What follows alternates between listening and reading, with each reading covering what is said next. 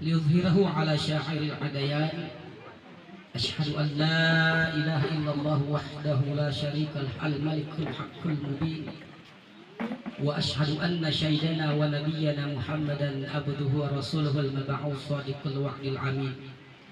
اللهم صل وسلم وبارك على سيدنا محمد وعلى آله وأصحابه ومن تبعهم بإحسان إلى يوم الدين. أما بعد، قال الله تعالى في كتابه الكريم وهو أصدق القائلين: أعوذ بالله من الشيطان الرجيم. بسم الله الرحمن الرحيم.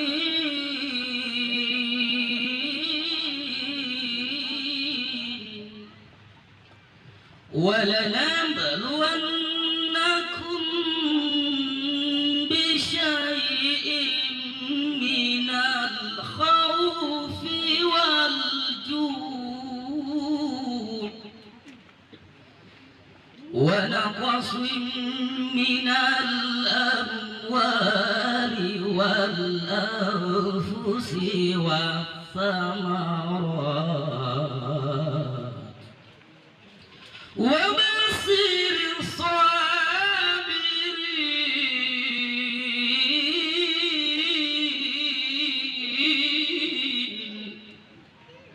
Siapa tadi bintangnya di sini? Oh, ternyata banyak di dalam. Tahu? Tahu ya, makal ligang. Iya, kalau tenang, kalau selalu benteng ke apa sih lagi? Nah, Bapak Ibu yang dirahmati Allah Subhanahu wa Ta'ala, malam ini kita kembali dipertemukan oleh Allah Subhanahu wa Ta'ala, masih dalam suasana bertazkiratul maut atas berpulangnya ke rahmatullah orang tua kami, saudara kita semua, saudari kita, almarhumah Ibunda Kartini binti Nasar.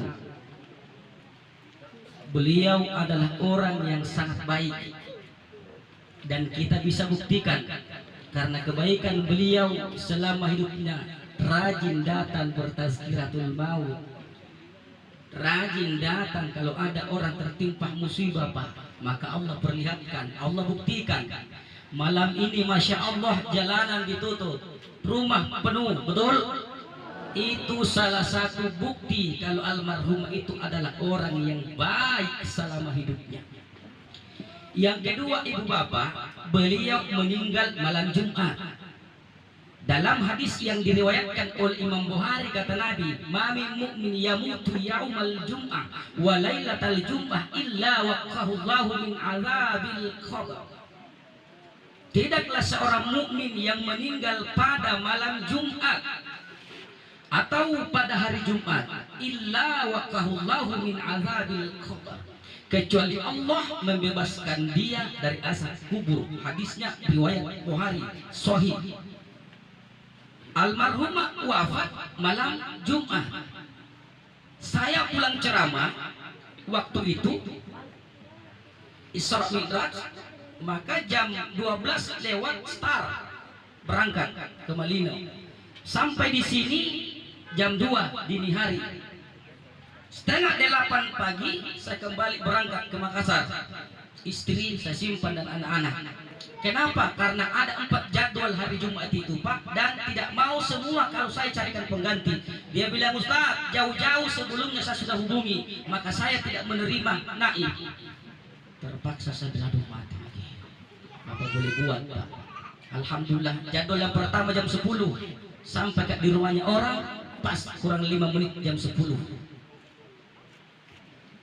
Kemudian khutbah Jumat, selesai sholat Jumat di Masjid Raya Daya, langsung berangkat lagi nasihat pernikahan jam 2 atau pukul 14 siang, Rapocini lorong 6. Kemudian malamnya kembali lagi tazkiratul maut lagi di Salodong 4 kali. Jadi saya bilang, "Pak, saya telepon semua, bisa enggak Pak saya kirim orang atau Bapak yang cari sendiri karena saya lagi berduka, tante saya yang meninggal." Dia bilang, "Ustaz, ini Isra Mi'raj Ustaz, kita sudah bagi-bagi undangan 2 minggu sebelum Ustaz kami telepon sudah iya kan?" Aduh, saya bilang iya, makanya kan saya minta duluan, Pak. Akhirnya saya kembali. Jadi saya bilang minta maaf Kak, jangan sampai ada baru kata loh kenapa Ustaz Jamal tidak hadir. Datang ya Pak, larut malam itu. Kenapa? Karena beliau ini tante, masya Allah selama hidupnya luar biasa. Tidak pernah saya mendengarkan beliau kata-kata yang kasar. Dan walaupun mereka disakiti hatinya oleh orang, dia tersenyum dan tidak pernah merasa dendam. Jadi saya pertama ini curhat dulu, menceritakan dulu kebaikannya, bukan dulu ceramah Pak. Karena kenapa orang yang meninggal dunia 40 orang menceritakan kebaikannya, pastilah mereka mendapatkan syafaat di dalam kuburnya. 40 orang menceritakan keburukan orang yang meninggal, itu juga akan mendapatkan azab siksaan dalam kuburnya. Maka kami semua bersaksi, betul Bu? Kami yang hadir malam ini ya Allah, kami bersaksi kalau almarhumah ibunda kami Kartini binti Nasaru, beliau adalah orang yang sangat baik. Hablum minallahnya tidak diragukan, hablum minan nasnya juga. Vertikal horizontalnya bagus, atau sering kita sebut hablum minallah wa hablum minan nas. Saudaraku, inilah kita sudah diperlihatkan oleh Allah Pak. Kalau bagus hubungan kita dengan Allah, bagus juga hubungan kita dengan manusia. Duribat alaihi hillatu aina ma zukifu illa bihablin minallah wa hablin minan nas. Apa kata Allah dalam ayat ini? Mereka akan diliputi kehinaan dimanapun mereka berada, kecuali orang-orang yang berpegang teguh kepada tali agama Allah dan tali perjanjian dengan sesama manusia, atau sering kita sebut hablum minallah wa hablum minan nas. Maka kunci keselamatan dunia akhirat ibu bapak tidak terlepas dua hal, hablum minallah. Kita mau ndak ibu bapak semua dosanya diampunkan oleh Allah? Persyaratan yang pertama, jadilah manusia pemaaf. Ketika kita mudah memaafkan orang yang pernah mensolimi kita, insya Allah Allah pun juga mengampuni dan mudah memaafkan kita. Ini yang pertama ini Pak. Maka jangan berlarut-larut ketika kita pernah marah sama orang. Masabat mati kiannya, karakternya kita mati pasal lagi. Asli mau terus magi sagena kiamah kali no boy. Tapi kalau mati kita. Betul tidak? Cuman kita tidak tahu apakah Bapak Ibu duluan, saya di belakang. Atau saya duluan Bapak Ibu menyusul. Saya tidak balik. Kalau teman-teman ceramah nak balik kita. Apakah Bapak Ibu duluan, Ustaz di belakang, atau Ustaz di belakang Bapak Ibu duluan? Saya tidak balik. Apakah Bapak Ibu duluan, saya di belakang, atau saya duluan Bapak Ibu menyusul? Saya tidak balik kan? Kenapa? Karena saya meyakini satu ayat. Walikulli ummatin ajal. Dan tiap-tiap umat mempunyai ajal. Fa idza jaa ajaluhum la yastakhiruna sa'atan wa la yastaqdimun. Maka apabila telah sampai waktu yang telah ditentukan bagi mereka, kita semua ini tidak dapat diundurkan barang sesaat pun dan tidak pula dimajukan. Tolong ibu bapak amalkan ayat ini supaya kita tidak rusak akidah. Ada orang rusak akidahnya Pak. Apa itu? Ketika dia memandikan mayat, apa nak? Dia aku ceritain tonggo tu mati pernah cerita Bu. Dapat hadis dari mana ini orang begini ini? Siapa gurunya ini orang? Maka bertanyalah kepada orang-orang yang paham supaya tidak rusak akidah kita. Bagaimana mungkin orang memandikan mayat tidak ada komunikasi Pak? Anti kamu lagi sekarang tangkas dan minta pijat dengan penelitian bercerita. Betul. Yang dilarang ngomong yang tidak. Tapi berkomunikasi pada saat memandikan sudah bersih belum pi. Bagaimana kita tahu sudah bersih atau tidak kalau tidak ada komunikasi? Lah bicara pepek nih. Pelan-pelan lagi. Mandingan ibu. Maka tolong akidah kita perbaiki Pak. Luruskan akidah ini. Ada orang memandikan mayat tiba-tiba bersih. Nah kalau tonggo tu mati. Astagfirullahaladzim. Padahal siang malam sholat sudah mengatakan inna salati wa nusuki wa mahyaya wa mamati lillahi Rabbil alamin. Sesungguhnya salatku, ibadahku, hidupku, matiku hanyalah untuk Allah Rabb penguasa alam semesta. Kalau sudah menyerahkan hidup mati kita kepada Allah, ngapain kita percaya dengan takut? Itu tidak Pak Bu?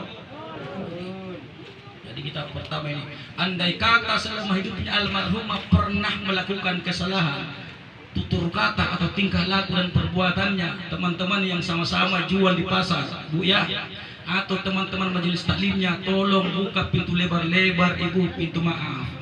Mudah-mudahan kuburan almarhumah diterangi oleh Allah, dan memang berdasarkan hadis tadi insya Allah beliau akan diselamatkan oleh Allah dari asap kubur. Amin amin ya rabbal alamin. Jadi ini amalan yang pertama ini. Terima kasih banyak atas kehadiran kita semua. Kami mewakili keluarga. Andai kata selama hidupnya pernah menyakiti, marilah Pak Bu, maafkan kesalahannya dengan penuh keikhlasan. Kalau ada utang piutangnya, tolong sampaikan kepada kami. Insya Allah kami akan menyelesaikan dengan cara kekeluargaan. Berdirilah anaknya yang paling tua. Mana cuci kakunnya? Waka, kemana? Nah, contoh lah. Contoh gini, berdirilah askas di sini. Terima kasih banyak Bapak Ibu. Andai kata selama hidupnya almarhumah ada utangnya, tolonglah sampaikan kepada kami. Kalau dulu ibu kami pernah minjam, sampaikanlah kepada adikku yang paling bungsu, Arman. Nanti dia yang bayar. Tapi kalau dulu Bapak Ibu pernah minjam sama ibuku, bayarlah sama saya karena saya anaknya yang paling tua. Ini dibilang orang tinggi kali-kalinya kurang bagi-baginya. Contoh saja. Kenapa ibu bapak nasabah anda indra ngapa tidak main-main Pak, demi Allah. Hadis keras. Nafsul mukmin mu'allaqatun bidaini yuqada anhu, kata Nabi. Jiwanya orang mukmin tergantung antara utangnya. Artinya tertunda seseorang nanti masuk surga pada hari kiamat nanti disebabkan ada utang piutang yang belum diselesaikan oleh ahli warisnya. Ini tidak main-main ini Pak.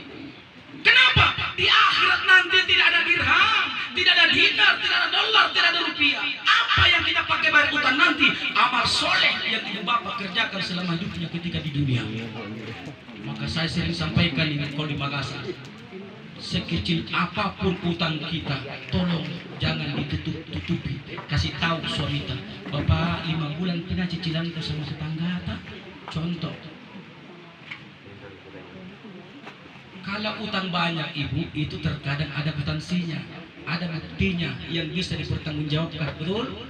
Tapi utang yang kecil ini Pak, misalnya 50.000, 100.000, tidak ada kwitansinya, tidak ada buktinya, secara lisan, secara kepercayaan saja. Tapi orang yang ditempati minjam tidak ikhlas, dia tidak ikhlas. Tapi mereka juga tidak mau datang menagih keluarganya. Kenapa? Karena tidak ada bukti yang kuat yang bisa dia jadikan pegangan. Dasar hukumnya tidak ada. Karena biarpun sakit cerita ibu bapak, kalau tidak ada dasar hukumnya sudah, ya kan? Akhirnya dia tidak berani datang ke keluarganya nyampaikan, tapi mereka tidak ikhlas. 100.000 inilah yang menyelamatkan nanti tertunda seseorang masuk surga. Dulu ibu pernah pinjam sama tetangganya jarum jahit. Makanya kalau jarum bagi pinjam, apalah lagi. Menetong ini tentang ini. Nak itu jadi gusin tamalina Pak. Atau jam tak bokoy. Saya cek ji. Alhamdulillah. Bu kisah saya kalau jarum jahit tak. Kakar kini salawat nak mana kan air itu jahit. Jangan bikin rangi. Lupa dikembalikan itu jarum, tidak ada masalah. Kenapa? Karena kita tidak pinjam, minta biasa. Tapi kalau ibu berkata pinjam saya ke jarum tak, lupa dikembalikan, berkarat itu jarum tidak dikembalikan, tetap akan diminta pertanggungjawaban nanti di hadapan Allah. Kenapa? Karena awalnya pinjam berarti utang harus dibayar. Kalau tidak dibayar di dunia, di akhirat dibayar. Ini tidak main-main ibu. Satu batang Pak, berapa sih nilainya jarum satu batang? 1.000 rupiah. Meskipun nilainya kecil, tapi namanya utang, tetap akan dipertanggungjawabkan nanti di hadapan Allah. Lalu bagaimana saudaraku yang sudah 10 bungkus rokok surah, rokok jarum di bawah belum dibayar-bayar? Maka bapak, jangan tutupi nomor pinta Pak. Kasih tahu ke istri kita, Ma, ini kartu ATM kue, nomor PIN ke nomor sekian. Kenapa? Karena ajal kematian kita tidak tahu. Nanti kalau Allah menghendaki kita duluan meninggal, kan datang istri ambil uangnya karena sudah dihafal nomor PIN-nya, betul tidak? Maka insya Allah ibu-ibu yang selama ini suaminya rahasiakan nomor PIN-nya, begitu pulang sebentar, insya Allah dia sudah kasih tahu. Nah,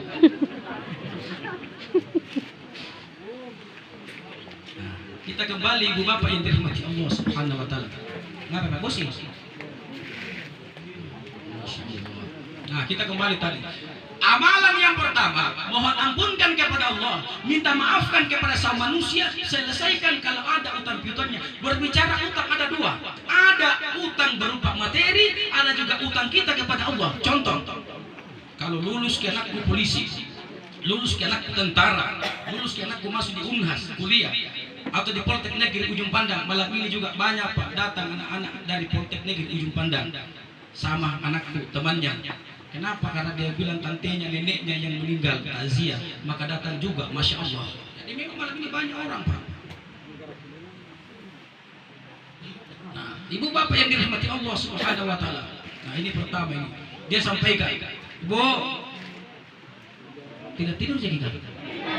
Masih dilanjutkan lagi? Oke, masya Allah. Jangan sampai terlalu dulu ke ceramah. Kalam lagi. Gasing ka nakis ka mati putih-putih ng pagkata sinabi ang ngarong kirawa. Ang ngarong ipa apa nangaruki. Nakasana dulu Ustaz ke ceramah. Makanya pelan-pelan artinya tidak terlalu lama, sederhana saja, ya kan Bu?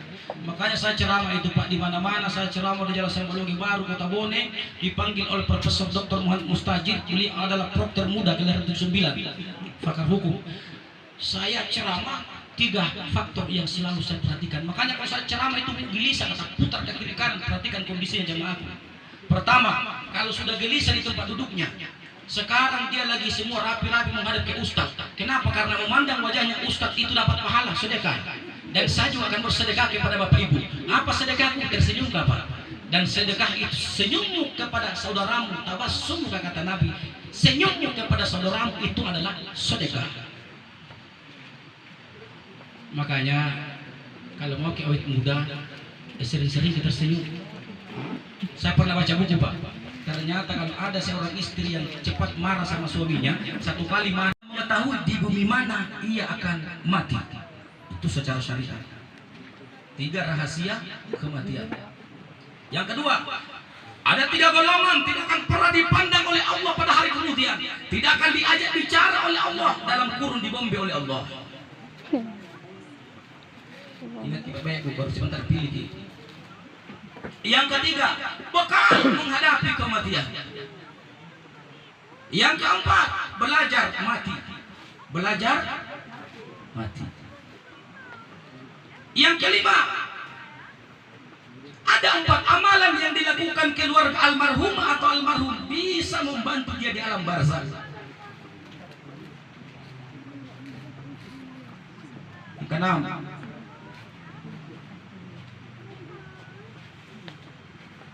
ini juga yang keenam, ini Jamil Pak, mencium telinganya orang kalau dibahas. Yang kelima, mau pilih bagi yang mana yang mau dibahas ini Pak. Yang ketiga, karena beliau ini Ustadz anakku dulu waktu di Bukit Hidayah Ustadz ya. Nah, sekarang murid Taprika KM tanggal 16 kembali. Karena beliau adalah gurunya anak saya waktu di Bukit Hidayah, maka saya mendengarkan beliau. Yang berapa Ustadz? Yang ketiga. Apa itu yang ketiga? 4 amalan yang dilakukan keluarga almarhumah atau almarhum bisa membantu dia di alam barzakh. Kenapa Pak? Karena ada tahu sekarang sebagian orang sedikit-sedikit bid'ah. Sang bid'ah terus nasibur. Makanya ketika saya ambil fakultas syariah dan hukum,